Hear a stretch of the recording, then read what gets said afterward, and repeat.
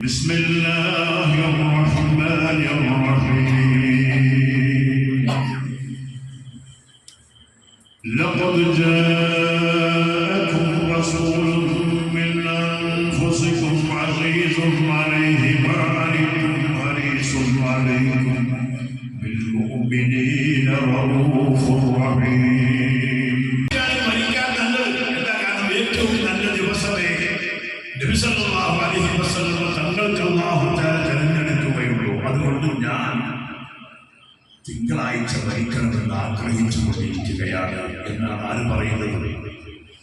മഹാനായ സിദ്ദീഖ് റളിയല്ലാഹു തആല അൻഹു പറയുന്നു. ഒരിക്കൽ തിങ്കളാഴ്ചക്ക് വലിയ പവറുണ്ടെന്ന് നബി സല്ലല്ലാഹു അലൈഹി വസല്ലം പഠിപ്പിച്ചു. എന്താണ് തിങ്കളാഴ്ച നോമ്പ് നോക്കാനുള്ള രഹസ്യമെന്താണ്? അതിന്റെ കാരണമെന്താണ് ചോദിക്കുമ്പോൾ എന്താണ് പറഞ്ഞത്? അന്നാണ് ഞാൻ ജനിച്ചിരിക്കുന്നത്. ഒന്നാമത്തെ കാരണം പറഞ്ഞത് ഞാൻ ജനിച്ചത്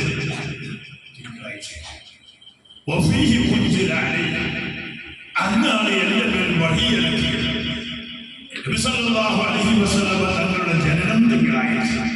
അതുകൊണ്ട് തിങ്കളാഴ്ചക്ക് മഹിമ കൂടി. തങ്ങൾക്ക് വഴി ലഭിച്ചിരിക്കുന്നത് തിങ്കളാഴ്ച. അതുകൊണ്ട് മഹിമ പിന്നെയും കൂടി. തങ്ങൾ വഫാത്താകുന്നതോ അതും തിങ്കളാഴ്ച. എല്ലാ കാര്യവും അങ്ങനെ ഹിജ്റ പോയതും അതും തിങ്കളാഴ്ച.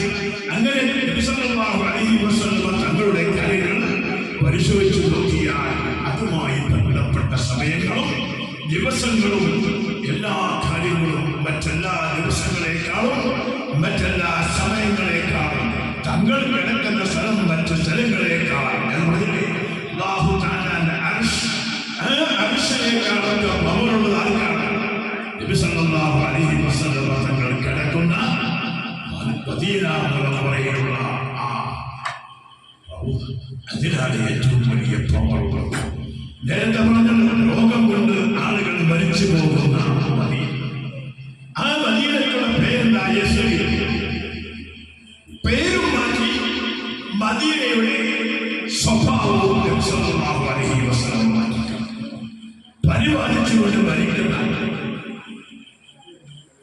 കോളറ പിടിപെട്ടുകൊണ്ട് മരിക്കുന്ന, ഛർദിയും അതിസാരവും കൊണ്ടായി മരിക്കുന്ന, പരിപാലിച്ചുകൊണ്ട് നശിക്കുന്ന ആ മദീന പിന്നീട് നബി സല്ലല്ലാഹു അലൈഹി വസല്ലമയുടെ മദീന.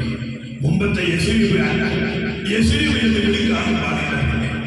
അത് മുമ്പേ വിളിക്കാൻ പറ്റുള്ളൂ, ശേഷം ഒന്ന് വിളിക്കാൻ പാടില്ല. മദീന എന്ന പേര് ഏറ്റവും അധികം സംസ്കാര സമ്പന്നമായ ഒരു വലിയ ശിക്ഷയാക്കി മാറ്റി.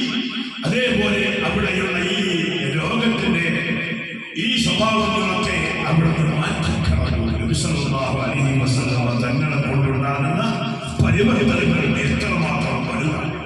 തങ്ങളുമായി ബന്ധപ്പെട്ട ഏതും പരിശോധിച്ചാൽ നമുക്കത് മനസ്സിലാക്കാൻ ഏതെല്ലാം വിഷയങ്ങൾ നോക്കിയാൽ തങ്ങളുടെ ശരീരത്തിൽ നാം പരിശോധിച്ച് നോക്കിയാൽ ലോകത്തെ എത്ര ശരീരത്തിന് മുമ്പ് ഈ വന്നിരിക്കുന്ന ഒരൊറ്റ ശരീരത്തും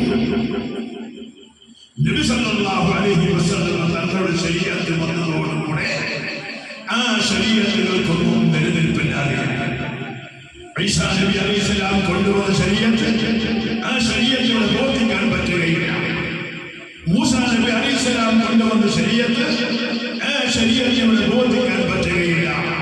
ഇബ്രാഹിം നബി അലൈഹിസ്സലാം കൊണ്ടുവന്ന ശരീരത്തിൽ ആ ശരീരത്തിലൂടെ പ്രവർത്തിക്കാൻ പറ്റുകയില്ല. നൂഹ് നബി അലൈഹിസ്സലാം കൊണ്ടുവന്ന ശരീരത്തിൽ ആ ശരീരത്തിലൂടെ പ്രവർത്തിക്കാൻ പറ്റുകയില്ല.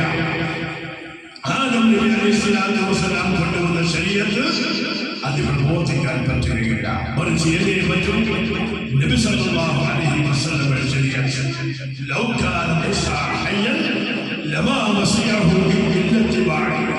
മൂസാ നബി അലൈഹിസ്സലാം ഇന്ന് ജീവിച്ചിരിപ്പുണ്ടെങ്കിൽ എന്നെ പിൻപറ്റൽ അല്ലാതെ മൂസാ നബിക്ക് പോലും പറ്റുകയില്ല എന്നാണ് അവിടെ പ്രഖ്യാപിച്ചത്. ഒരു വലിയ ഉമ്മത്തിന്റെ ഉടമയാണ് മൂസാ നബി അലൈഹിസ്സലാം.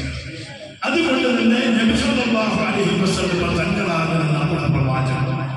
ആ പ്രവാചകരുമായി ബന്ധപ്പെട്ട ഏത് വിഷയം അത് നാം എവിടെ വെച്ച് മാറ്റമെടുക്കുകയാണെങ്കിലും മറ്റെല്ലാറ്റിനേക്കാളും ഏറ്റവും വലിയ വിഷയമായി അതിനെ അല്ലാഹു ഉയർത്തി വെച്ചിരിക്കുകയാണ്. അതിനാണ്